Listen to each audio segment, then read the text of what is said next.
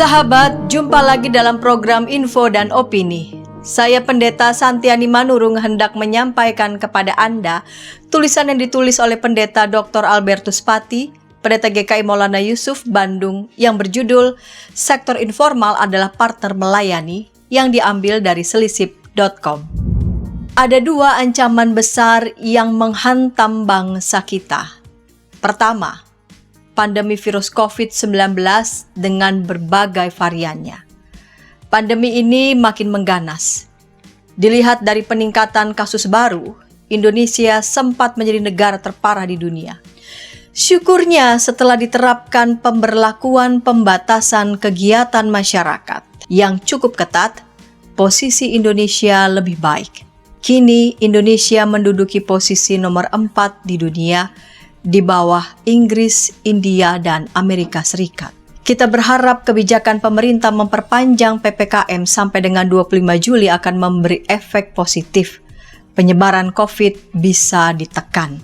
Ancaman kedua adalah makin melemahnya kehidupan sosial dan ekonomi rakyat. Ancaman ini muncul sebagai konsekuensi berkurangnya kegiatan ekonomi akibat pandemi COVID-19 dan disusul dengan adanya kebijakan PPKM. Ketika pandemi COVID-19 semakin mengganas, pemerintah tidak punya pilihan lain. Demi menyelamatkan rakyat, pemerintah menerapkan PPKM. Kebijakan ini sangat realistis. Meski efeknya menekan pertumbuhan sosial ekonomi rakyat karena terbatasnya kegiatan ekonomi. Persoalannya adalah bagaimana mencari solusi terbaik untuk menggerakkan kembali roda perekonomian. Bercermin dari krisis ekonomi tahun 1998, Indonesia bisa bertahan salah satunya karena kekuatan sektor informal. Mereka adalah pedagang kecil seperti penjual bakso, tukang cendol, penjual martabak, tukang jual jamu gendong, dan sebagainya. Modal mereka sangat kecil, sehingga disebut sebagai segmen mikro dan ultra mikro. Meski demikian, mereka menyumbang sekitar 64% jumlah usaha di Indonesia. Sektor informal ini menyerap tenaga kerja paling banyak. Menurut data Badan Pusat Statistik Februari 2021, jumlah pekerja informal mencapai 78,14 juta orang. Angka ini jauh lebih banyak daripada pekerja di sektor formal yang hanya 52,92 juta. Jelas bahwa pekerja informal yang bergerak di sektor real ini adalah kekuatan luar biasa.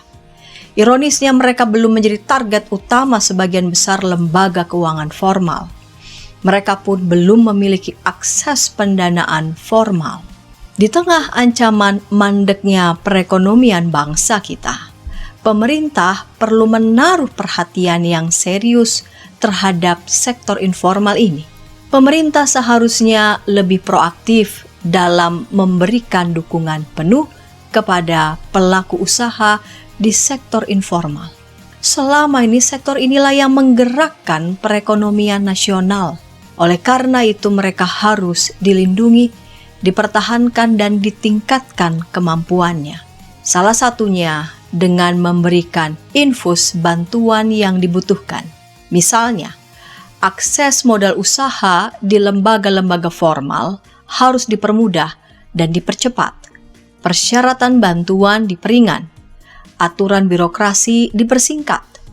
Selain itu, dalam kebijakan perekonomian, pemerintah seharusnya menjadikan sektor informal sebagai partner kerja. Pemerintah daerah Madiun adalah contoh yang bagus. Pedagang kaki lima diberdayakan.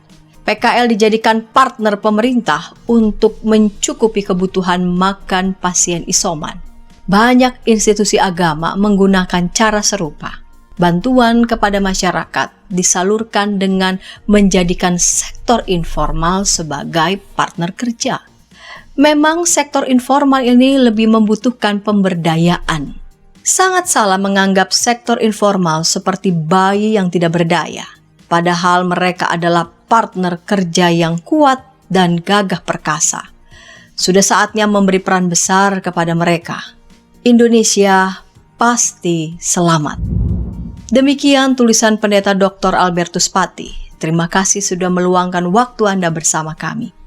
Jika berkenan, Anda bisa membagikan tayangan ini dan mengklik tulisan subscribe dan menekan simbol lonceng untuk mendapatkan tayangan terkini dari channel YKB GKI TV.